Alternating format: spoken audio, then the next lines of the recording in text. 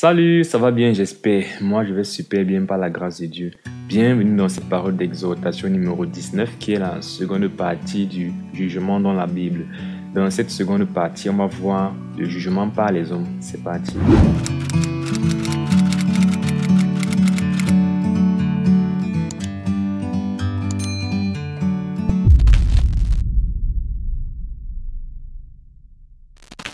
Dans la première partie, on a vu les différentes circonstances dans lesquelles Dieu était celui qui jugeait les hommes. Et dans cette vidéo, on va voir les différentes circonstances dans lesquelles c'est l'homme qui doit juger. D'entrée de jeu, j'aimerais faire cette affirmation avant d'avancer. Si tu es le genre de personne qui aime souvent dire « ne me juge pas », je n'aime pas Dieu pour me juger, seul Dieu peut juger, ça veut dire deux choses probables en ce qui te concerne. Soit tu n'es pas encore sauvé, tu n'es pas spirituel, ou alors, je l'espère, tu es déjà sauvé, mais tu n'as encore rien compris. Dans cette vidéo, on va voir deux grandes choses en fait. On va voir dans un premier temps que la Bible prescrit à l'homme de juger. En fait, c'est même très important de juger. Il faut juger. Dans une seconde partie, on va plutôt voir les restrictions, bien les interdictions de juger, qui sont par contre des exceptions. Donc, comme toujours, on va aborder la parole de Dieu avec un esprit bien ouvert et comprendre qu'il faut toujours savoir dans quel contexte sont dites différentes choses.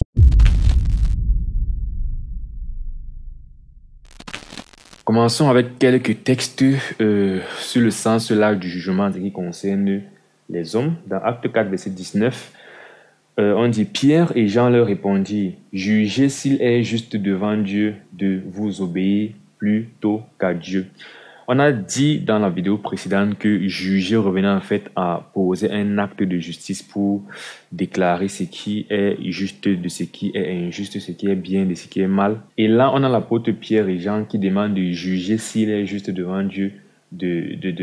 Bref, tu as l'apôtre Pierre et l'apôtre Jean qui avaient été arrêtés et on les a interdits en fait de prêcher l'évangile de Jésus-Christ à Jérusalem. Et là, ils répondent au Sanhédrin, ils disent « Jugez vous-même s'il est juste de vous obéir plutôt qu'à Dieu. » Donc ça veut dire que juger, s'il revient encore à dire quoi? Évaluer, considérer, discerner. Si on prend l'action de obéir à Dieu plutôt qu'à obéir à un homme, ou bien obéir à un homme plutôt qu'à obéir à Dieu, qu'est-ce qui est juste parmi les deux? Donc, en gros, considérer l'un ou l'autre comme étant la chose à faire sera en fait poser un jugement. Donc, c'est vraiment ça le sens large du jugement. Ça revient simplement à discerner, à distinguer, à diviser, à séparer entre ce qui est bien et ce qui est mauvais, séant et malséant, juste et injuste, etc., etc. Acte 15, 38. Mais Paul jugea plus convenable de ne pas prendre avec eux celui qui les avait quittés depuis la Pamphylie et qui ne les avait point accompagnés dans leurs œuvres. Donc, on a Marc qui, par le passé, avait abandonné Paul et Barnabas dans leur mission. Et pour la prochaine mission qu'ils veulent faire, Barnabas voulait que Marc les rejoigne. Et donc, on dit Paul jugea plus convenable de ne pas prendre Marc avec eux. Donc, par rapport à l'action de faut-il prendre Marc qui nous a abandonnés ou est-ce qu'il faut le laisser? Choisir ce qui est convenable ou pas, c'est faire un jugement. Et Paul a donc jugé qu'il était convenable de ne pas prendre Marc. Donc, voilà vraiment dans un premier sens, voilà comment il faut comprendre la notion de juger. Mais c'est ce même principe qui va sûrement s'appliquer dans différentes circonstances. C'est la même chose qu'on a vu avec Dieu. C'est d'abord un gros principe de discernement entre ce qui est bien et ce qui est mal que Dieu fait. Ça peut maintenant s'appliquer en ce qui concerne le salut, la vie éternelle. Ça peut s'appliquer en ce qui concerne un châtiment. Ça peut s'appliquer en ce qui concerne une circonstance. Mais c'est en général cette définition du jugement qu'il faut comprendre. Et c'est donc pour ça qu'il est impossible de vivre sans juger en fait. Souvent les gens qui disent ne me juge pas, en fait ne comprennent pas simplement vraiment ce que c'est que le jugement. Parce que tout le monde juge. Il n'y a personne qui ne juge pas. Quand tu te lèves le matin, quand tu choisis entre partir à gauche ou partir à droite pour arriver plus rapidement à l'école, tu viens de faire un jugement. Quand tu traverses la route, quand tu choisis entre le moment où les voitures passent ou alors le moment où les voitures ne passent pas pour traverser, c'est un jugement. Tu juges quelle est la circonstance la plus favorable et la moins dangereuse pour traverser. Donc voilà la définition du jugement en général.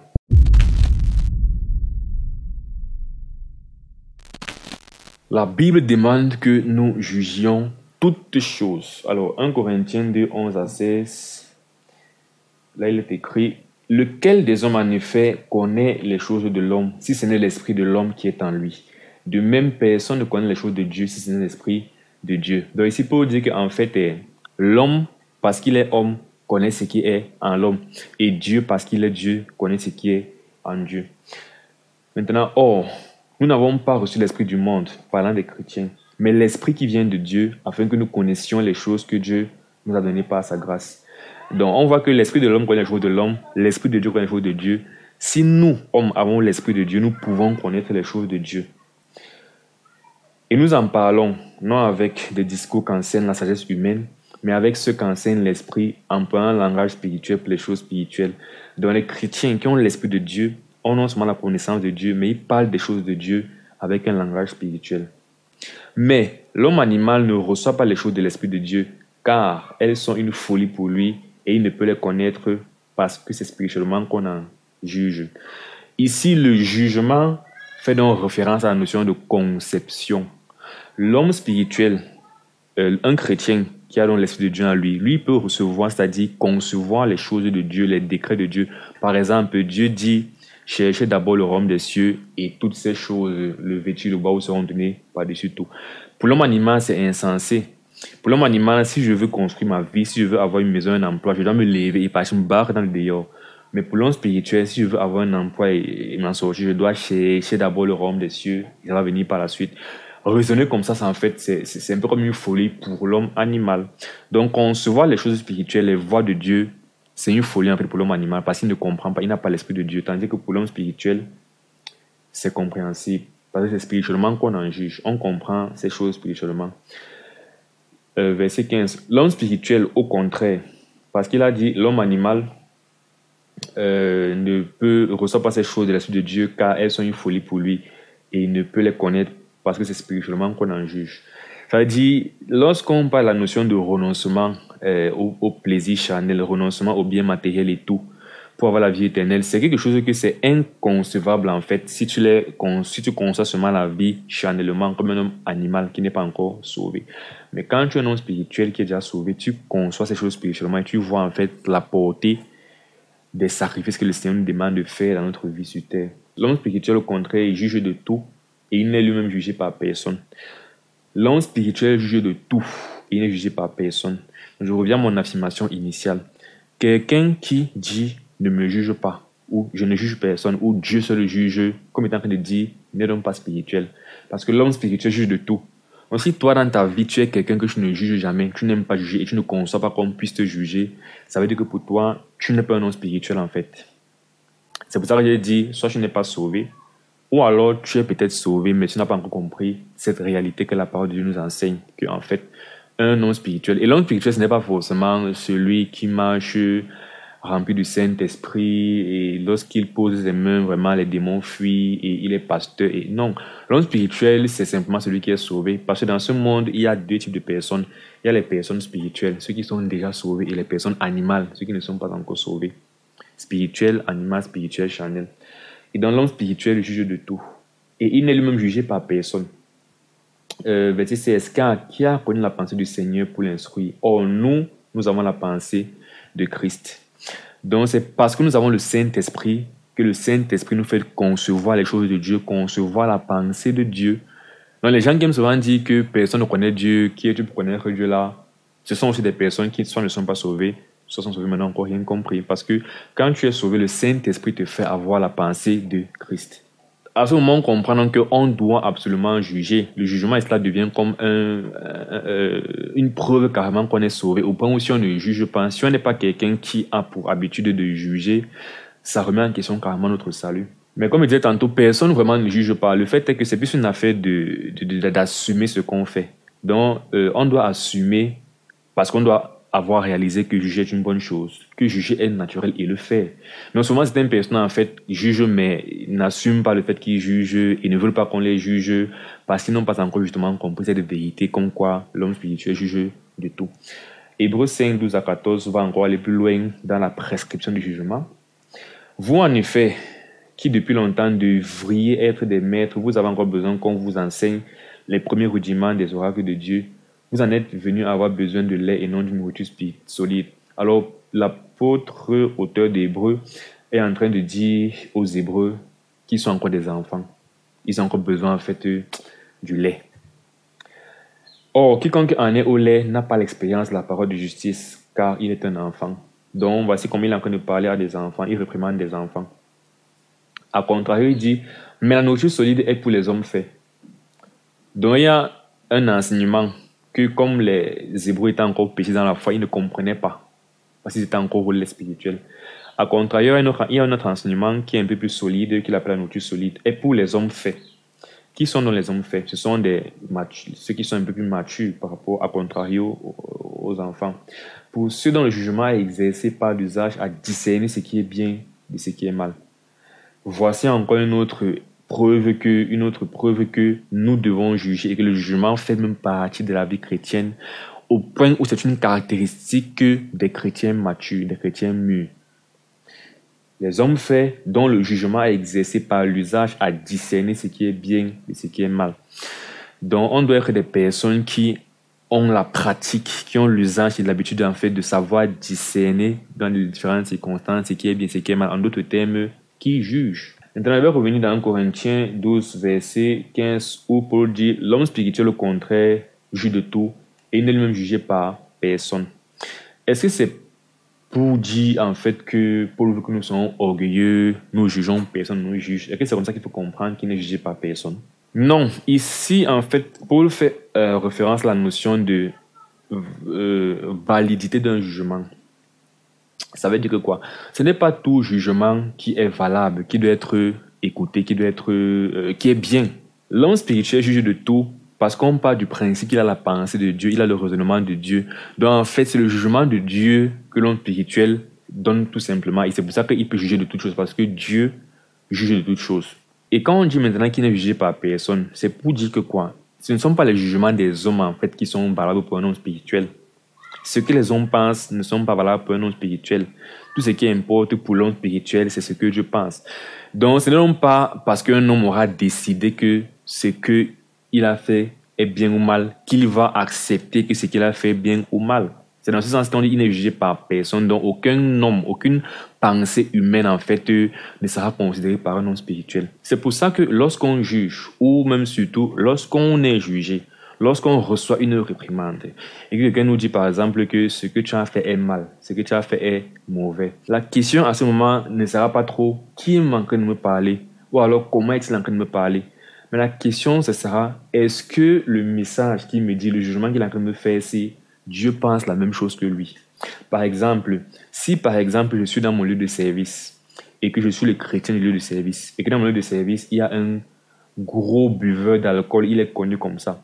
Le jour où je vais être en retard au travail, il va me dire retardataire.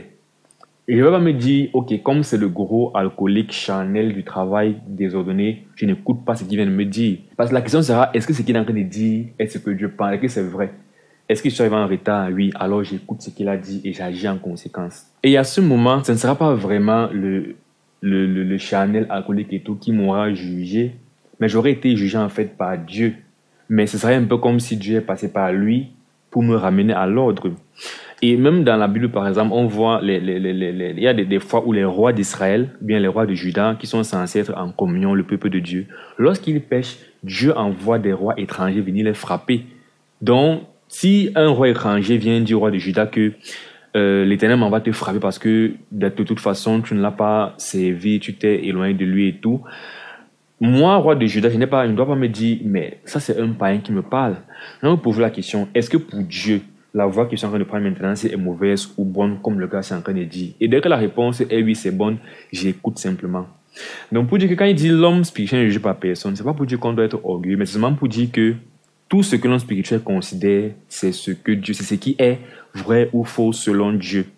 Et donc parfois, celui qui va nous faire le jugement sera quelqu'un de pieux, ou même de ne pas pieux, mais on ne regarde pas à qui nous parle, on regarde au contenu de sa parole, de son jugement, et on agit en conséquence. Dans 1 Corinthiens 4, verset 3 à 4, pour moi, il m'importe fort peu d'être jugé par vous, ni par un tribunal humain.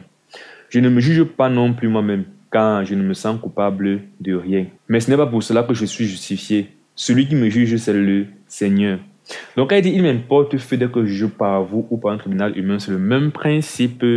Je m'en fous de savoir ce qu'un homme pense. Je veux savoir ce que Dieu pense. Donc, quand toi, tu me parles, peu importe ton grade, même si tu es un pasteur, le président de la République ou etc., Je vais me plier et agir par rapport à ton jugement si et seulement si ton jugement est conforme au jugement de Dieu. Tant que ce n'est que ton point de vue, ton avis, ta conception, ta perception des choses, il m'importe peu d'être jugé par toi. Donc, ce que tu penses, je m'en fous un peu. C'est ce que l'apôtre Paul est en train de dire. Il m'importe peu d'être jugé par vous, par un tribunal humain. Et même parfois, ce que je pense n'est pas important, mais c'est ce que Dieu pense qui est important. Parce que parfois, tu as une situation de ta vie où tu poses une action et puis tu te condamnes tellement. Même si tu vois par exemple que pour Dieu, ce que tu as fait n'est pas mal, mais toi, tu es en train de te condamner pour X ou Y raison. On ne devrait pas être influencé ou dépendre des pensées, des raisonnements humains, mais uniquement de ce que Dieu pense. Et pour revenir maintenant à nous-mêmes, nous ne devons jamais juger ou faire une réflexion à quelqu'un selon ce qu'on ressent, ou même auquel cas dit explicitement que ce n'est qu'un point de vue. Mais lorsque on est vraiment en train de, on va dire, juger, déjà même dans notre tête, dans notre esprit, la base sur laquelle on juge, c'est par rapport aux voies de Dieu. Est-ce que ce que la personne a fait si, dans les voies de Dieu, je vois que c'est quelque chose qui est contre les voies de Dieu ou c'est pour les voies de Dieu. Et c'est sur cette base que je vais pour le jugement, bien ou mal, séant ou mal séant. Et c'est en faisant ça, en s'exerçant à faire ça, qu'on grandit dans le jugement, dans le discernement de ce qui est séant et de ce qui est mal séant. Plus tard, tu auras une proposition d'emploi, tu auras des enfants à élever, tu auras une situation de travail et tout, et tout, et tout. Ce sera donc en faisant cet exercice de quelle est la volonté de Dieu, quelle est la pensée de Dieu dans cette circonstance que tu pourras bien juger et être en train de faire la bonne chose. Et donc même dans les milieux religieux, il peut arriver que quelqu'un soit très bien intentionné et vienne te reprendre comme un frère en Christ avec la parole de Dieu et tout. Mais parfois, il aura mal compris la parole de Dieu et le jugement qu'il va poser ne sera donc plus un jugement selon Dieu, mais selon sa chair. Si par exemple, quelqu'un lit la Bible et il la comprend mal, prenons l'exemple du mariage. Il lit la Bible et il comprend que pour Dieu, en fait, le rapport se consomme seulement dans le mariage. Et lui, il comprend plutôt que pour se marier, je dois me marier avec une fille qui est vierge. Et donc, quand moi je prends une fille, par exemple, et je veux me marier avec elle, il vient me dire, frère, la sœur, si en fait n'est pas vierge, donc ne te marie pas avec elle. Je ne veux pas vraiment écouter ce qu'il me dit parce que son jugement, comme quoi se marier avec elle ne serait plus une bonne chose, dans le sens où la Bible n'a pas interdit qu'on se marie avec une femme qui n'est plus vierge. La Bible interdit qu'avant le mariage, on connaisse les rapports. Donc, s'il arrive donc que dans son passé, elle a fait des erreurs et puis elle a eu à connaître un homme, et voilà, c'est sa vie est passée, et puis elle s'est repentie, et puis elle est en Christ et tout. Mais on se rencontre, je ne peux pas dire que je ne l'épouse pas parce que dans son passé, elle a connu un homme, elle n'est plus vierge. Donc, à ce moment, je ne vais pas écouter son jugement, son conseil, parce que c'est un conseil qui est charnel, parce que ce n'est pas de l'esprit que cette réflexion vient. Il a mal compris. Donc, s'il a mal compris, ce n'est pas le Saint-Esprit qui lui a donné cette compréhension des choses, c'est sa chair qui l'a amené là-bas. Et donc, son jugement qu'il va poser à ce moment-là sera un jugement selon la chair. Et là, il m'importe très fort peu d'être jugé par un homme. Et c'est de ça que Paul parle. Ce qu'il va penser de moi et de notre couple par la suite m'importe très peu, parce que Dieu n'a pas de problème avec notre union. C'est lui qui a un problème parce qu'il a mal compris. Donc, c'est un peu de ça qu'il s'agit.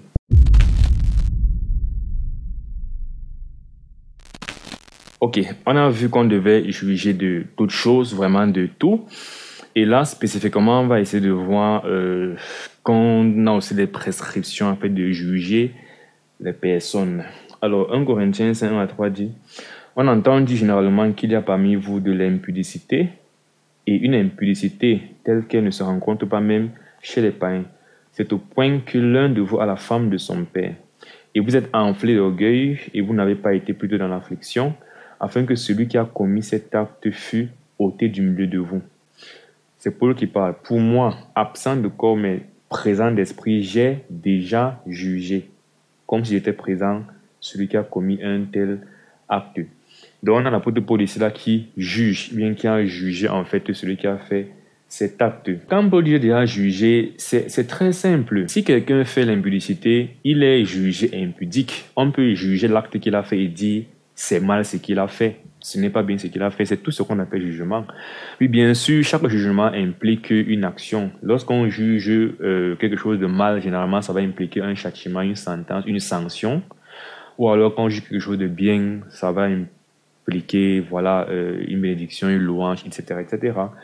Donc, Paul a déjà jugé ce gars dans le sens qu'il a fait ce qui est mal. Et Paul va demander par la suite même qu'il soit livré à Satan pour qu'il soit détruit dans sa chair afin que son esprit vive. Bon, j'ai parlé dans la vidéo précédente de la notion du jugement dans la chair afin que l'esprit vive. Il faudra aller voir ça dans cette vidéo. Par exemple, si voilà, tu es une fille et ou bien toi tu es un garçon et puis avant le mariage vous commettez l'acte, bon, je vais juger la fille d'impudique. C'est aussi simple que ça.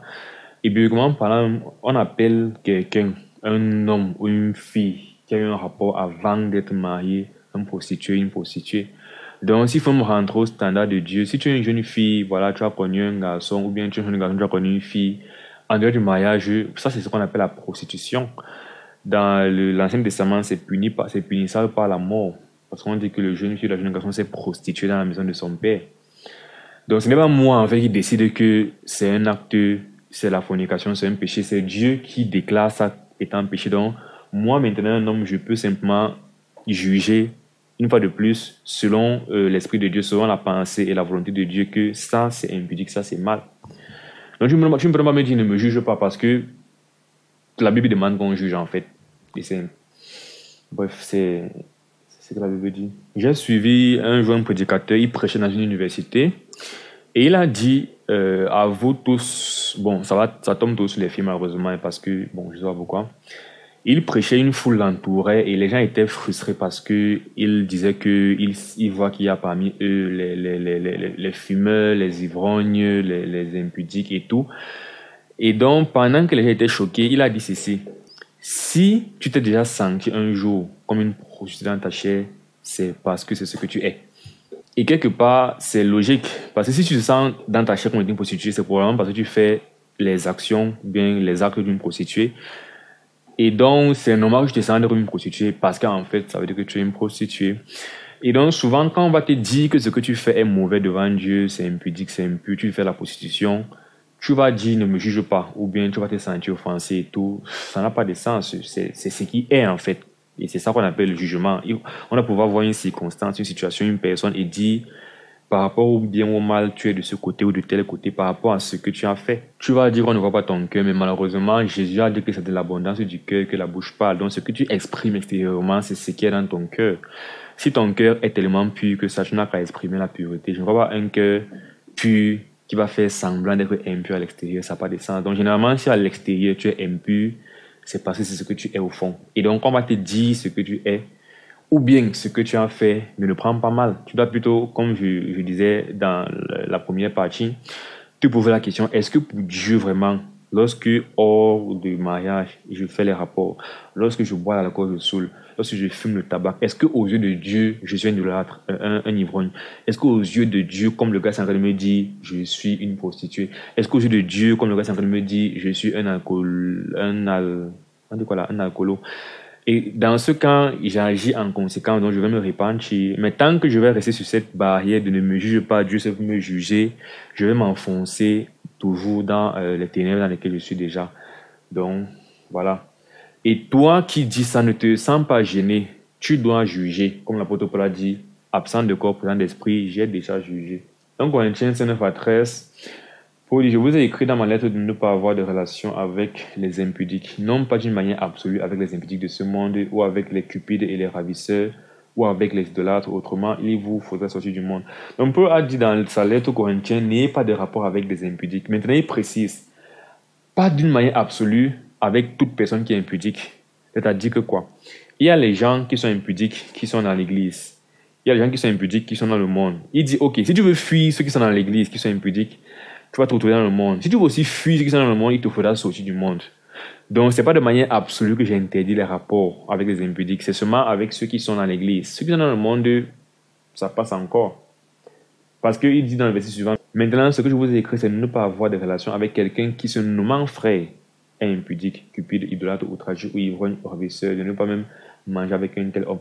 Donc, dès que quelqu'un me dit déjà qu'il est chrétien, lui, vraiment, il a donné sa vie à Christ, il sait qu'il est chrétien, il suit le Seigneur, il craint Dieu, et que dans sa vie, je vois qu'il est cupide, il aime trop l'argent, je vois qu'il est idolâtre. Donc, voilà, par exemple, un catholique, je vois qu'il est ravisseur, un voleur, je vois qu'il est outrageux, parle mal, s'exprime mal, etc., etc., je ne dois pas avoir de relation avec lui, dans le sens que je ne dois pas avoir une communion vraiment profonde et tout avec lui. J'en dois être mon meilleur ami. Parce qu'il se nomme frère. Et quand il se nomme déjà frère, on s'attend à ce qu'il se comporte d'une certaine façon. Bon, bref, là n'est même pas le point. Dans la suite, il dit qu'ai-je en effet à juger ceux du dehors?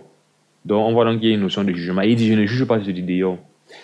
N'est-ce pas ceux du dedans que vous avez à juger? Donc, nous devons juger ceux du dedans. Donc, ceux qui se disent chrétiens, on doit les juger. Et ici, maintenant, par jugement, parce qu'il faut qu'on comprenne par là qu'on doit pas juger les païens. Par jugement, il veut dire cela, châtiment, il veut dire cela parce qu'il y aura une conséquence. Quand quelqu'un est dans l'église, si on le juge idolâtre, qui persiste dans l'idolâtrie, on peut mener une action par rapport à ça. C'est-à-dire, on va l'excommunier, on va le chasser de l'assemblée. Pas parce qu'on l'aime, pas parce qu'on l'aime, parce qu'on veut le discipliner. On veut que, comme on a vu avec Dieu, on le châtie pour qu'il se rende compte de son erreur, il se répande, et là, on pourra l'accueillir. N'est-ce pas? Donc, c'est pas pour dire qu'on le chasse de l'église, il n'est plus chrétien et tout. Non, c'est qu'on le discipline, en fait, en le chassant d'abord de l'assemblée. Quand il va comprendre sa faute, il va se repentir devant Dieu, il pourra revenir. Mais donc, c'est un peu dans ce sens que Paul dit, nous jugeons ceux du dedans. C'est parce que, entre chrétiens dans une assemblée ensemble, on peut mener cette action. Pour dire que quoi? Si je suis dans le monde, je suis à l'école avec mon camarade de classe, je suis au boulot avec mon collègue, qui se dit même chrétien, même si c'est mon collègue, même s'il est ivrogne là-bas au travail, est-ce que je peux le chasser du travail? Je ne peux pas le chasser du travail. Est-ce que je peux démissionner? Je ne peux pas démissionner du travail. Donc, dans tous les cas, on va être ensemble. C'est pour ça qu'il dit que dans le monde, en fait, c'est difficile d'appliquer ce principe. Mais tant qu'on est dans l'église, on peut, comme Jésus avait dit, il est ivrogne, idolâtre et tout. Naturellement, on l'interpelle, on le ramène à la raison. S'il n'écoute pas, on amène 3 personnes. Lui, pas, il n'écoute pas, on l'amène devant les dirigeants de l'église. Si juste qu'il n'écoute pas, on va le chasser de l'église. Et c'est vraiment ça que Paul appelle juger ceux du dedans. Mais tout est d'abord parti d'un jugement, discernement. C'est-à-dire, on a pu voir que là, il est idolâtre, là, il est impudique. On a jugé que ça, c'est l'impudicité. Et ce qui suit donc, c'est la discipline par rapport à ça. Toujours concernant les prescriptions du jugement dans le sens de juger les personnes, 1 Corinthiens 6, 2 à 5, Paul dit, ne savez-vous pas que les saints jugeront le monde? Et si c'est par vous que le monde est jugé, êtes-vous indigne de rendre les mots de jugement? Donc, la Bible prescrit tellement les jugements qu'elle dit que on a d'abord vu que quoi, nous devons juger de toutes choses, c'est l'homme spirituel qui le fait. Comme vous dites que si je ne le fais pas, peut-être je ne suis même pas spirituel. On voit qu'on juge les personnes selon leurs actions. On voit cela qu'on va juger le monde. Donc, c'est normal que nous jugeons les choses de cette vie. Et il parle ici du fait qu'à Corinthe, il y avait des problèmes. Et au lieu qu'ils s'asseyent à Corinthe, on appelle des personnes, on présente les situations et les chrétiens jugent pour établir la justice entre les frères qui avaient des problèmes. Ils sont plutôt partis voir les juges dans le monde. C'est un peu comme si ici on te dit qu'il y a une église a un problème, comme l'église d'où je suis, l'église évangélique. On va te dire que non, il y a un problème de ceci, d'élection, de ci, de machin, truc. Au lieu de s'asseoir dans l'église entre saints et gérer ça, ils portent leurs pieds, ils partent dans les cours, dans le monde, chez les païens, pour qu'on les juge. Et Paul dit donc que c'est pas normal. Parce que si vous allez juger le monde, si vous allez juger les anges, à plus forte raison, vous devrez pouvoir juger les choses de cette vie-ci. Donc ne savez-vous pas que nous jugerons les anges et nous ne jugerons pas à plus forte raison les choses de cette vie? Quand donc vous avez des différends pour les choses de cette vie, ce sont les gens dont l'Église ne fait aucun cas que vous en prenez pour juge. Donc l'Église est mieux placée qu'une cour de justice pour juger, parce que nous sommes censés avoir la pensée de Dieu, et on va pouvoir juger les choses de cette vie, surtout les choses concernant l'Église. Quelle folie de prendre les choses de l'Église pour aller devant les choses du monde, plein du monde de juges. Donc, prescription du jugement pour les chrétiens, on doit juger. Je le dis à votre honte. Ainsi, il n'y a parmi vous pas un seul homme sage qui puisse prononcer entre ses frères, dont les chrétiens doivent juger. Donc, j'espère que pour ce point-ci, c'est clair. La Bible, en général, présente le jugement comme étant une bonne chose qui doit être pratiquée par le chrétien. Maintenant, on va dans les exceptions d'interdiction du jugement, parce que je ne dis pas non plus que il faut toujours juger. Il y a aussi des circonstances dans lesquelles il n'est pas en fait indiqué de juger, il n'est pas en fait bien de juger pour un chrétien.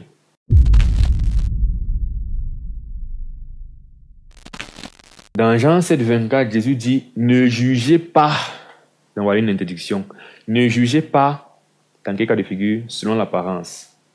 Et même dans le même verset, parce que tu ne peux pas prendre ce verset pour dire que la Bible interdit tout court de juger de manière dogmatique, comme les gens le font souvent. Parce que le problème, depuis le début que je soulève, c'est que les gens, souvent d'ailleurs, sont anti-jugement dans tous les cas de figure. C'est pas bien déjà parce que de un, en général, la Bible demande qu'on juge. Et de deux, même les versets qui interdisent qu'on juge précisent dans quelles circonstances c'est interdit. Et le verset, si par exemple, dans le même verset, virgule, on demande de juger. Il ne juge pas selon l'apparence, virgule, mais juger selon la justice. Donc le seul problème du Seigneur, c'est que le jugement, en fait, doit être juste.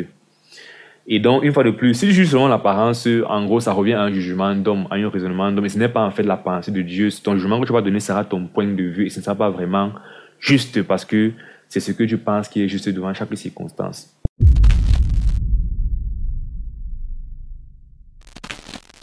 Second, donc, premier cas qui est interdit, c'est lorsqu'on juge selon l'apparence. Le second cas de figure où c'est interdit de juger, c'est quand c'est quand on est hypocrite, quoi, quand on le fait de manière hypocrite. Romains 2, 1 à 3. Ô homme, qui es-tu, qui que tu sois, toi qui juges, tu es donc inexcusable, car en jugeant les autres, tu te condamnes toi-même, puisque toi qui juges, tu fais les mêmes choses. Donc, du moment où tu fais quelque chose, ne juge pas l'autre qui fait la même chose. C'est hypocrite de le faire. Nous savons en effet que le jugement de Dieu contre ceux qui commettent de telles choses est selon la vérité. Et penses-tu aux hommes qui jugent ceux qui commettent de telles choses et qui les fait que tu échapperas au jugement de Dieu? Donc c'est même dangereux de juger quand tu fais la chose en question selon l'hypocrite parce que tu poses une condamnation contre toi-même. Jésus a dit, on vous mesurera selon la mesure dont vous servez pour mesurer les autres et on va m'ajouter sur pour vous. Ça veut dire que quoi? Si tu es quelqu'un qui est ivrogne, quand tu vois quelqu'un boire l'alcool, ne lui dis rien, tu te tais. C'est un peu de ça qu'il s'agit. Si tu veux lui dire quelque chose, rentre d'abord devant le Seigneur, tu te répands, tu arranges ta vie, tu domines sur ce péché, tu vaincs ce péché, et là tu pourras maintenant reprendre quelqu'un qui est ivrogne. Mais tant que tu es quelqu'un qui est ivrogne, que c'est un problème dans ta vie, tu vois quelqu'un boire l'alcool, tu ne dis rien. Même si dans ton cœur, tu as envie de parler, tu te tais. Matthieu 7, 1 à 5. Ne jugez point, afin que vous ne soyez point jugés. Et les gens s'arrêtent souvent là. Le problème, une fois de plus, c'est la notion d'hypocrisie. Parce que pendant que tu es en train de juger quelqu'un, c'est que ce que tu fais est mal. Dieu aussi en train de te dire que tu fais la même chose et c'est aussi mal. Donc si tu dis que tu mérites ça, Dieu va te donner la même sentence. Parce que tu n'as pas fait preuve de miséricorde envers celui qui a la même faiblesse ou bien la même difficulté, le même péché que toi. Donc c'est même sage, en fait, lorsque tu es coupable de quelque chose, ne veut pas condamner la personne, quelqu'un d'autre pour la même chose, parce que lui faire miséricorde serait un peu comme Dieu va aussi te faire miséricorde. Comme Jésus dit dans la prière modèle, pardonne nos offenses comme nous pardonnons aussi à ceux qui nous ont offensés. Donc Jésus ne jugeait point afin que vous ne soyez point jugés. Car on vous jugera du jugement dont vous jugez et l'on vous mesurera avec la mesure dont vous mesurez. Pourquoi vois-tu la paille qui est dans l'œil de ton frère et n'aperçois-tu pas la poutre qui est dans ton œil? Ou comment peux-tu dire à ton frère, laisse-moi ôter la paille de ton œil, toi qui as une poutre dans le tien? Hypocrite. Ôte premièrement la poutre de ton œil et alors tu verras comment ôter la paille de l'œil de ton frère. C'est comme un gars qui est, on dit quoi là, addicted à la drogue. Et puis, quelqu'un vient, son frère en Christ, nous voir pour dire que, gars, j'ai des difficultés avec la drogue. Et puis il dit, ok, je vais t'aider. Tu n'as pas de sens. Toi, déjà, tu as des difficultés. Tu es addicted. Tu es déjà, oh là là.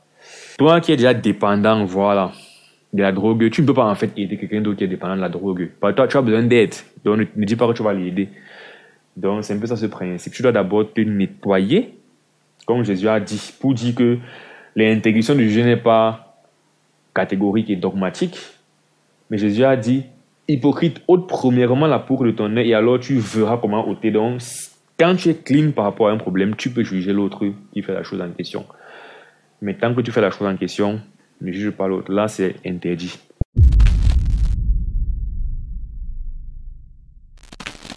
Il est également interdit de juger celui que Dieu a accueilli. Là, c'est dans les notions de questions d'opinion dans la Bible. Et dans la Bible, il y a des questions où Dieu a déjà tranché bien ou mauvais. Et par rapport à ça, si quelqu'un fait quelque chose, tu peux le classer bien ou mauvais. Mais il y a souvent des questions qui sont des questions d'opinion, c'est-à-dire différents chrétiens peuvent faire différentes choses, mais pour Dieu, ce n'est pas un problème. Et donc, dans ces cas de figure, on ne doit pas en fait juger celui qui fait quelque chose que l'on ne veut pas faire. Par exemple, dans Colossiens 2, 16 à 17, Paul dit que personne ne vous juge au sujet du manger ou du boire, ou au sujet d'une fête, d'une nouvelle lune ou des sabbats. C'était l'ombre des choses à venir, mais le corps est en Christ. Dans une communauté chrétienne, comme dans l'église primitive, où tu as des chrétiens issus du judaïsme, dont les gens qui ont été habitués à respecter la loi, avec les fêtes, les cérémonies et tout ça, le sabbat et tout, et qui sont devenus chrétiens, et tu as des personnes qui sont issues du paganisme, dont ils ne connaissent pas tous ces rituels de Dieu là, en fait, et qui sont devenus chrétiens aussi. Les juifs auront tendance à vouloir que les chrétiens observent les païens observent leurs fêtes. Mais Paul dit en fait que pour Dieu vraiment, du moment où Christ est venu, parce que ces fêtes étaient l'ombre des choses à venir, le corps est en Christ. Du moment où Christ est arrivé, toute personne qui est en Christ déjà est libérée de toutes ces ordonnances, ces rituels qu'il fallait faire par le passé.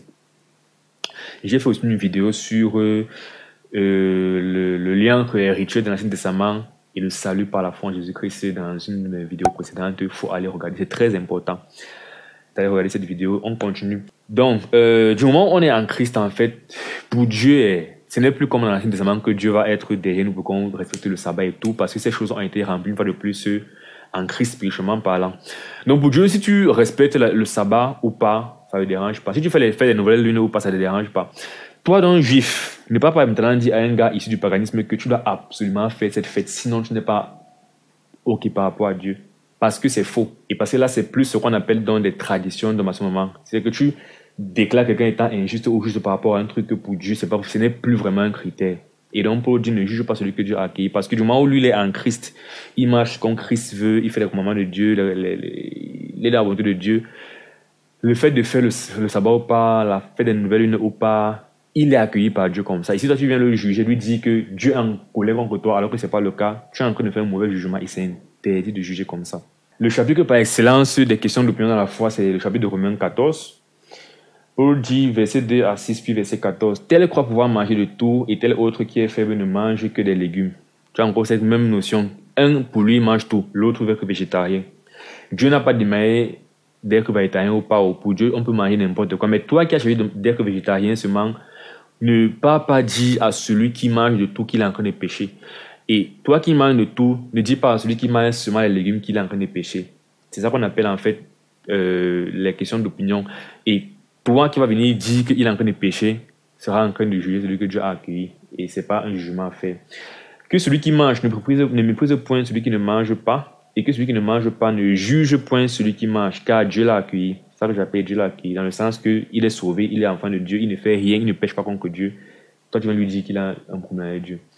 Qui es-tu, toi, qui juge un serviteur d'autrui? S'il se tient debout ou s'il tombe, cela regarde son maître, mais il se tiendra debout, car le Seigneur a le pouvoir de l'affermir. Telle fait une distinction entre les jours, tel autre les estime tous égaux. C'est encore les notions de rite juif et tout. Et on peut ramener ça à nos jours aux notions de célébration de certains jours, comme l'anniversaire, certains jours, la Pâque, la naissance de Jésus. Certains prennent ces jours et en font des célébrations et tout. D'autres non, mais on ne doit pas juger celui qui fait ou celui qui ne fait pas. Parce que dans tous les cas, pour Dieu, ce n'est pas un problème. Que chacun ait en son cœur une pleine conviction. Celui qui distingue entre les jours agit ainsi pour le Seigneur. Celui qui mange, c'est pour le Seigneur qu'il mange. Et il rend grâce à Dieu. Celui qui ne mange pas, c'est pour le Seigneur qui ne mange pas, il rend grâce à Dieu. Mais je tiens quand même à préciser concernant les questions d'opinion que l'opinion est valable lorsque c'est pour glorifier Dieu que ça se fait. Du moins concernant ces éléments qu'il cite. C'est-à-dire que si tu prends le 25 ou bien la naissance de Jésus-Christ pour partir te dépraver, là, c'est pas pour la gloire de Dieu que tu es en train de le faire. Et là, je peux te juger, dire que tu es en train de mal faire. Si tu prends ton anniversaire pour te dépraver, fêter, célébrer la vie, la chair, tu pars boire, là, ce n'est pas pour honorer Dieu. Et donc là, j'aurais raison de te dire que tu fais mal de fêter dans ce sens. Mais si tu prends la naissance de Jésus-Christ pour être un jour d'adoration de l'Éternel, c'est pour Dieu que tu le fais et vraiment, gloire à Dieu. Si tu prends ta naissance, ton anniversaire pour célébrer Dieu, tu fais une petite action de grâce, tu invites des amis, vous louez à Dieu parce qu'il t'a donné la vie, c'est pour la gloire de Dieu, là, c'est bien. Donc, il faut bien faire la part des choses. Verset 14. Je sais et je suis persuadé par le Seigneur Jésus que rien n'est impur en soi et qu'une chose n'est impure que pour celui qui la croit impure. Et là, ici, naturellement, il parle de ces questions d'opinion.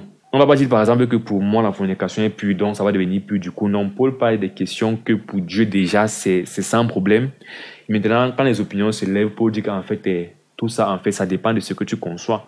Parce que si quelqu'un, maintenant, dans sa conscience, est vraiment convaincu pour lui que manger la viande est un péché, quand il mangera la viande, lui, il péchera devant Dieu par sa conscience. C'est dans ce sens que Paul est en train de dire que Toute chose est pure ou impure selon ce que tu considères, en fait. Parlant donc du fait de ne pas juger celui que Dieu a accueilli, il y a la notion de ne pas aller aussi au-delà de ce qui est écrit. Donc, comme j'étais en train de dire, il y a des choses que Dieu, pour lui, c'est pas un problème. Quand je te lève et tu déclares ça comme étant un problème, toi, tu veux aller au-delà de ce qui est écrit. Et Paul dit dans 1 Corinthiens 4, 5 à 6, c'est pourquoi ne jugez de rien avant le temps, jusqu'à ce que vienne le Seigneur qui mettra en lumière ce qui est caché dans les ténèbres et qui manifestera les desseins des cœurs. Alors chacun recevra de Dieu la louange qui lui sera due. C'est à cause de vous, frères, que j'ai fait de ces choses une application à ma personne et à celle d'Apollos, afin que vous appreniez à nos personnes à ne pas aller au-delà de ce qui est écrit, et que nul de vous ne conçoive de l'orgueil en faveur de l'un comme de l'autre. N'allez pas au-delà de ce qui est écrit. Donc, il y a des gens qui vont me condamner plus que ce que Dieu a déclaré comme condamnation. C'est-à-dire, par exemple, quelqu'un va te dire que non, si par exemple je te marie avec une fille, comme j'ai pris l'exemple au départ, qui n'était pas vierge au départ, tu es condamné. Ce n'est écrit nulle part dans la Bible. Lui, il est même encore plus saint que Dieu. Mais quelqu'un va dire que, ok, si c'est que tu veux célébrer ton anniversaire, tu es condamné. C'est un péché. Parce que, oh, machin, truc. On n'a pas vu dans la Bible, les gens fêter leur anniversaire. Oh, c'est une pratique païenne. Oh. Pour la dire que si quelqu'un estime un jour supérieur aux autres et qu'il le fait pour la gloire de Dieu, libre à lui. Donc, ne viens pas le dire là que c'est interdit, parce que là, tu es en train d'aller au-delà de ce qui est écrit. Et dans la Bible, on a un exemple dans Colossiens 2, 18 à 23.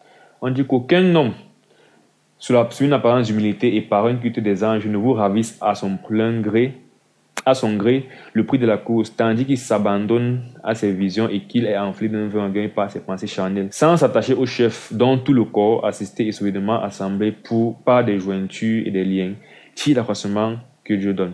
Si vous êtes mort avec Christ et au rudiment du monde, pourquoi, comme si vous étiez dans le monde, vous impose-t-on ces préceptes? Ne prends pas, ne goûte pas, ne touche pas. Préceptes qui tous deviennent pernicieux par l'abus et qui ne sont fondés que sur des ordonnances et des doctrines des hommes. Donc, il y a des interdictions que quand tu fais vraiment et tu dis à quelqu'un que vraiment s'il fait ça, il pêche ou il ne pêche pas, alors que Dieu n'a rien dit par rapport à ça, ce sont des traditions d'hommes, des doctrines que tu es en train de donner. Et là, tu es en train d'aller au-delà de ce qui est écrit. Ils ont en la vérité une apparence de sagesse en ce qu'ils indiquent un culte volontaire. Et donc, ces gens semblent très spirituels, très saints, quand ils interdisent tellement de choses. De l'humilité et le mépris du corps, mais ils sont sans aucun mérite et contribuent à la satisfaction de la chair. Donc, ça en fait des gens charnels, qui ont des raisonnements charnels, des conceptions charnelles, qui pour les jugements charnels, qui ne viennent pas de l'Esprit de Dieu, qui ne viennent pas de Dieu, mais qui viennent plutôt d'eux. Donc, à l'apparence, ils sont saints, mais au fond, ils sont malsains en réalité.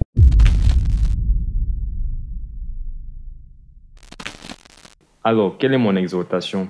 On a vu qu'il y a des interdictions et des prescriptions de jugement par les hommes dans la Bible. Je commence par les interdictions parce que c'est ce qui est moins fréquent.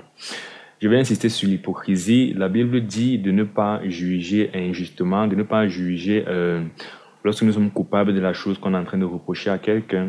Donc, si j'ai pris l'exemple, si je suis un ivrogne et je vois quelqu'un qui est en train de boire l'alcool de manière abusée, je dois me taire en fait. Je dois partir d'abord arranger mon problème devant Dieu avant de pouvoir un jour reprendre quelqu'un qui boit l'alcool. Donc, j'insiste vraiment sur ça parce que je crois que nous en sommes tous coupables à un degré ou à un autre. Moi-même, j'en suis coupable à un degré ou à un autre. Donc, voilà, c'est interdit de juger les gens dans ce sens-là. Et aussi une mention pour le jugement, aller au-delà de ce qui est écrit. Jugeons les gens selon la parole. Si le Seigneur n'a pas interdit un truc, voilà, n'interdisons pas la chose en question. Ne jugeons pas les gens que Dieu a accueillis, c'est ce qu'il voulait dire. Je causais avec quelqu'un une fois et on disait, oui, c'est vrai, voilà, l'église catholique, vraiment, ils ne prêchent pas la vérité. Même les protestants qui ne sont qu'une église catholique diluée aussi ne prêchent pas la vérité. On était d'accord, il disait ça, il disait oui, ok. Après, il a dit, en fait, tous ceux qui prêchent les protestants ne sont pas sauvés. Il a dit, wow. Là, ce n'est pas ce que la parole de Dieu a dit. C'est-à-dire, on ne doit pas condamner quelqu'un comme étant sauvé ou pas sauvé sur une base autre que celle que la parole nous donne. C'est-à-dire, est-ce que la personne a cru au Seigneur Jésus-Christ ou pas? La personne a reçu le Saint-Esprit ou pas? On ne peut pas juste dire que comme tu pars dans l'église que je n'aime pas là, tu n'es pas sauvé automatiquement.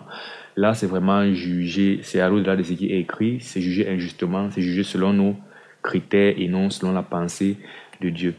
Pour ce qui est des prescriptions de jugement, il faut juger. Comme on a vu, le jugement, c'est une caractéristique de l'homme spirituel en général. Et particulièrement, c'est pour les hommes spirituels qui sont plus matures. On dit la nourriture solide, c'est pour ceux dont le jugement est exercé par la pratique des discernants entre le bien et le mal. Donc nous devons juger. Une fois de plus, le tout n'est pas de juger pour juger, mais chaque fois qu'on porte un jugement, ça implique une action, ça implique une conséquence. Et donc généralement, ça sera bien de pouvoir bien discerner la circonstance dans laquelle quelqu'un passe, la situation de quelqu'un, pour mieux lui être une aide.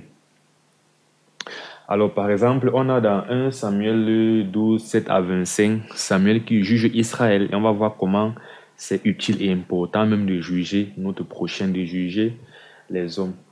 Alors au début, Samuel dit, « Maintenant, présentez-vous et je vous jugerai devant l'Éternel sur tous les bienfaits que l'Éternel vous a accordé à vous et à vos pères. » Donc Samuel va juger Israël. Bon, je vais épargner les détails, mais l'idée c'est que Samuel leur a dit tout ce qu'ils ont fait de mal. Il les a vraiment jugés. Vous avez été idolâtres, vous avez été rebelles, vous avez fait ça, c'est mauvais. Il les a jugés. Mais quelle était la conséquence de son jugement? On dit Samuel invoqua l'Éternel à la fin de son jugement et l'Éternel envoya ce même jour du tonnerre et de la pluie. Tout le peuple eut une grande crainte de l'Éternel et de Samuel. Et tout le peuple dit à Samuel, « Prie l'Éternel ton Dieu pour tes serviteurs afin que nous ne mourions pas, car nous avons ajouté à tous nos péchés le tort de demander pour nous un roi. » Samuel dit au peuple, « N'ayez point de crainte.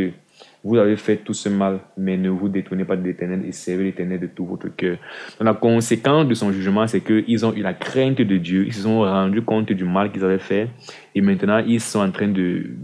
En fait, ils sont dans la repentance, ils veulent maintenant s'améliorer. Et maintenant, Samuel donc peut maintenant leur dire, « Ok, ne vous inquiétez pas, l'Éternel peut vous pardonner, l'Éternel peut vous restaurer. » C'est donc ça. Parfois, c'est important de juger quelqu'un parce qu'il faut faire comprendre quand quelqu'un pose un mauvais acte que c'est mal ce qu'il a fait. Pour qu'il prenne d'abord conscience et soit dans un état d'esprit de repentance. Et là, maintenant, il pourra recevoir la grâce de l'Éternel, recevoir le pardon s'il s'humilie et demande pardon. Donc, il dit, ne vous en détournez pas, donc concernant de servir l'Éternel avec tout leur cœur. Ne vous en détournez pas, sinon vous irez après les choses de néant qui n'apportent ni profit ni délivrance, parce que ce sont des choses de néant. L'Éternel n'abandonnera point son peuple à cause de son grand nom, car l'Éternel a résolu de faire de vous son peuple. Donc le réconfort vient souvent après la repentance, après le fait d'avoir été brisé, après la prise de conscience. Loin de moi aussi de pécher contre l'Éternel, de cesser de prier pour vous. Je vous enseignerai le bon et le droit chemin. Craignez seulement l'Éternel et servez-le fidèlement de tout votre cœur, car vous voyez quelle puissance il déploie parmi vous. Mais si vous faites le mal, vous périrez, vous et votre roi. Donc, une fois de plus, voilà l'intérêt du jugement, c'est que ça permet à celui qui est en train de mal faire de prendre conscience. Et ça nous donne maintenant la bonne disposition de cœur pour lui prêcher le pardon de Dieu. Parfois, si tu prêches le pardon de Dieu à quelqu'un qui n'a pas pris conscience qu'il est en train de mal faire, ça va servir à rien. Donc, c'est aussi une des choses qui sert rend le jugement important. Sur ce, c'est la fin de cette parole d'exhortation sur le jugement dans la Bible. Je crois qu'au sortir de ces deux vidéos, si vraiment on n'a laissé aucune pierre intournée, on a vu tous les aspects, les circonstances dans lesquelles on parle du jugement, que ce soit pour Dieu ou entre les hommes. Et j'espère que voilà, vous n'avez plus de questions concernant le jugement et que vous avez une bonne perception biblique de la notion de juger. Elle n'est pas toujours une mauvaise chose. Au contraire, que ce soit pour Dieu ou pour nous les hommes, c'est une bonne chose de juger. Que Dieu te bénisse. Je te prie de bien te porter jusqu'à la prochaine parole d'exhortation. Ciao. Salut, ça va bien, j'espère. Moi, je vais super bien par la grâce de Dieu. Bienvenue dans cette parole d'exhortation numéro 18 intitulée « Le jugement dans la Bible ». Le but de cette parole d'exhortation est de faire comprendre pleinement la notion de jugement biblique. Comme on dit en anglais, on ne va laisser aucune pierre intournée. On va donc répondre aux questions du genre « Qu'est-ce que le jugement déjà ?» Qui a le droit de juger? Est-ce uniquement Dieu? Est-ce que nous les hommes, on doit se juger entre nous?